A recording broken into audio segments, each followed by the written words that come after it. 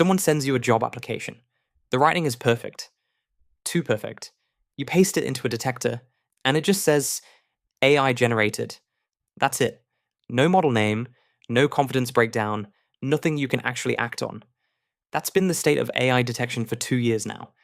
Until a developer named Steph dropped a zero-dependency Python tool on GitHub that doesn't just say, this was written by AI, it tells you which AI.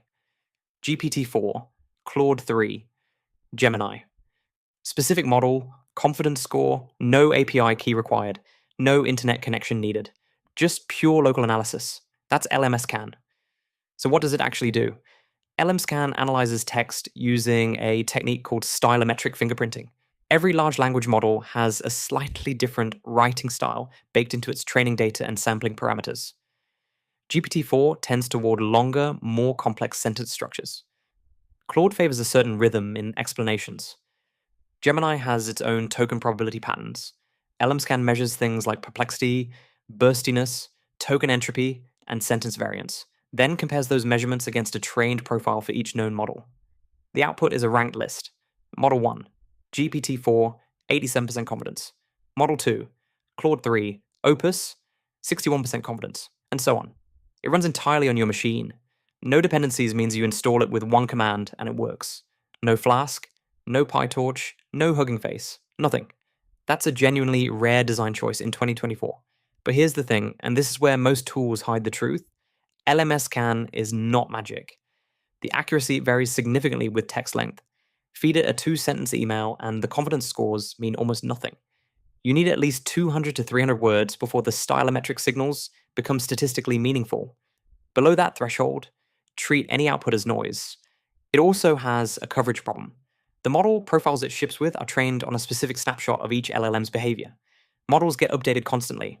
GPT-4 Turbo writes slightly differently from the original GPT-4.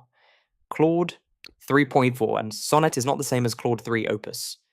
If someone is using a fine-tuned or jailbroken version of any of these models, Lmscan will still point to the base model.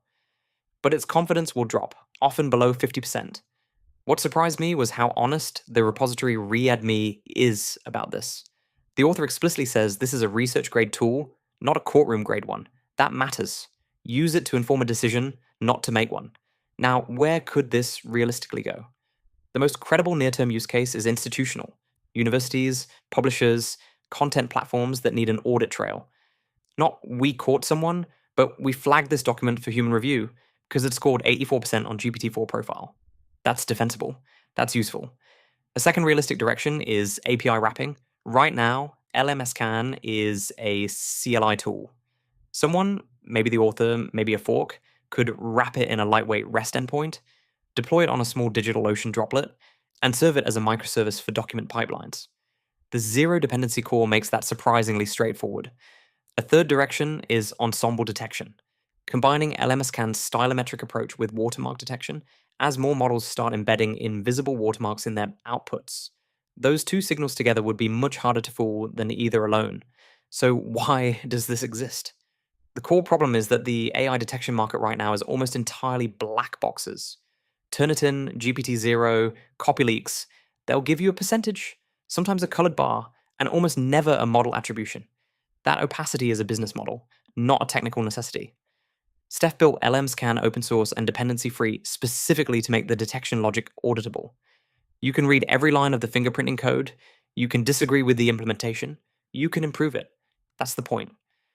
In a world where AI or not is becoming a legal and professional question, in hiring, in publishing, in academia, the ability to inspect the detection logic matters as much as the detection itself. Lmscan doesn't beat the paid tools on every benchmark, but it's the only one where you can actually see what it's doing and why. For a lot of teams, that's the feature that matters most. If you want to see how this compares against watermarking approaches, which is the next frontier in this space, that's what we're covering next episode. Subscribe so you don't miss it.